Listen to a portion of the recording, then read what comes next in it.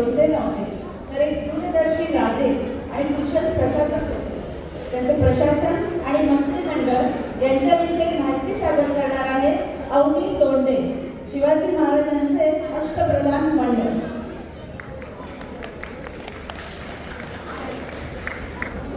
शिवरायांचे आठवावे रूप, शिवरायांचा आठवावा प्रताप, शिवरायांचा आठवावा साक्षेप भूमंडळी. लोकांच्या मनात स्वाभिमानाचा, पराक्रमाचा हुंकार जागृत करणारे रयतेचे राजे, अवघ्या हिंदुस्थानचे आराध्य दैवत छत्रपती शिवाजी महाराजांना माझा मानाचा मुजरा.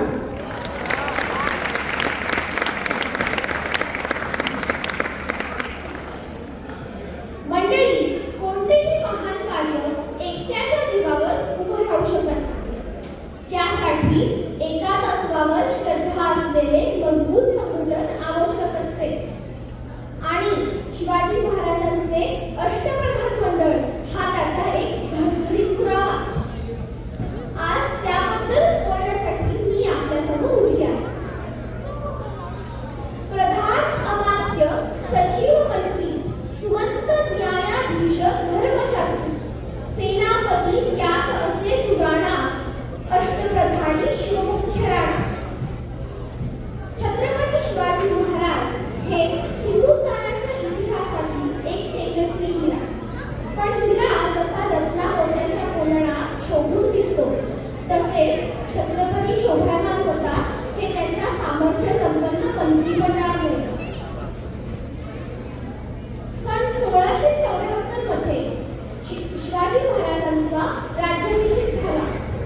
त्यावेळी छत्रपतींनी अष्टप्रधान पद्धती स्वीकारली, अष्टप्रधानांची नेमणूक केली आणि मंत्र्यांना संस्कृत नावे दिली. प्रजेला छत्रपतींबरोबर अष्टप्रधान मंडळ सुद्धा मिळाले. ह्या मंत्र्यांची नेमणूक वंश परंपरागत न करता कर्तबगाडीवर करण्यात आली. राज्यकारभारातील निरनिराळी कामे ह्या मंत्र्यांना सोपवली गेली. आता आपण या मंत्र्यांची नावे आणि त्यांची कामे समजून घेऊ. मंत्रिमंडळातील पहिले मंत्री पंतप्रधान मोरोपंत त्र्यंबक पिंगळे. मंत्रिमंडळातील प्रथम क्रमांकाचे सर्वोच्च मंत्री. राज्यकारभारावर देखरेख ठेवणे, महाराजांच्या गैरहजेरीत राज्यकारभार सांभाळणे हे यांचे काम होते. त्यांचा पगार वार्षिक 15,000 होड होता. आता तुम्ही म्हणाल होड म्हणजे काय? तर होड म्हणजे एक शिवकालीन चलन. हे सोन्यापासून बनवले होते. मंत्रिमंडळातील दुसरे मंत्री पंत अमात्य रामचंद्र निळकंठ. मंत्रिमंडळातील हे महत्वाचे मंत्री होते. स्वराज्यातील सर्व महाल परगण्यांचा एकूण जमा खर्च लिहून तो तपासून महाराजांसमोर सादर करणे हे त्यांचे काम होते. त्यांचा पगार वार्षिक 12,000 होड होता. मंत्रिमंडळातील तिसरे मंत्री पंत सचिव अण्णाजी पंत दत्तो. हे सुद्धा एक महत्वाचे मंत्री. सर्व जाणाऱ्या येणाऱ्या पत्र व्यवहारावर, जमीन महसुलाच्या व्यवहारावर लक्ष ठेवणे, स्वराज्याचे सर्व दप्तर सांभाळणे हे त्यांचे काम होते. प्रत्येक आज्ञापत्र लिहिता जाण्यापूर्वी त्यावर पंत सचिवांना लक्ष ठेवावे लागत असे. त्यांचा पगार वार्षिक 10,000 होत होता.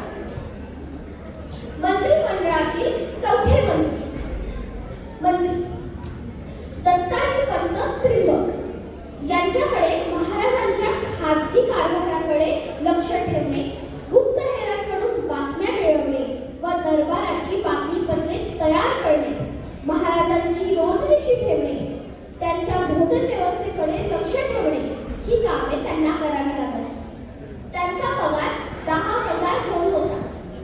मंत्रिमंडळातील पाचवे मंत्री सेनापती हंबीरराव मोहिते. छत्रपती शिवाजी महाराजांच्या सैन्याचे घोडदळ व पायदळ हे 2 प्रमुख विभाग होते. या विभागांचा प्रमुख म्हणजे सेनापती. स्वराज्याच्या सर्व सैन्यावर सेनापतींची हुकूमत चालत असते. त्यांचा पगार वार्षिक 10,000 होत होता. मंत्रिमंडळातील 6वे मंत्री पंत सुमंत रामचंद्र त्रिपल हे स्वराज्याचे परराष्ट्र मंत्री होते.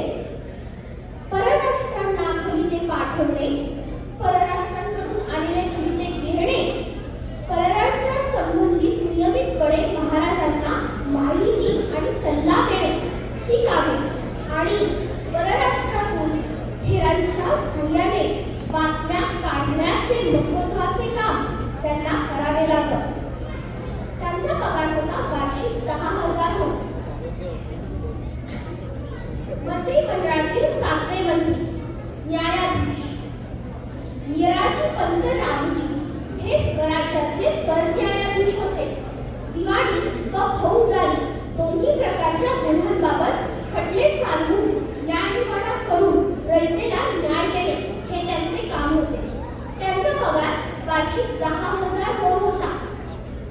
मंत्रिमंडळातील 8वे मंत्री पंडितराव दानाध्यक्ष मोरेश्वर पंडित हे धर्म खात्याचे प्रमुख होते. दानधर्म करणे, पंडित विद्वान ब्राह्मणांचा सन्मान करणे, यज्ञ करणे, नियमित चालणाऱ्या धार्मिक कार्याबाबत सल्ला देणे, शास्त्रार्थ पाहणे हे यांचे काम होते. त्यांचा पगार वार्षिक 10,000 होता. असे हे अष्टप्रधान मंडळ. मंत्र्यांची नेमणूक करताना शिवाजी महाराजांनी अत्यंत बारकाईने विचार केला होता. त्यांना निर्णय घेण्यास सक्षम बनवले. या रचनेमुळे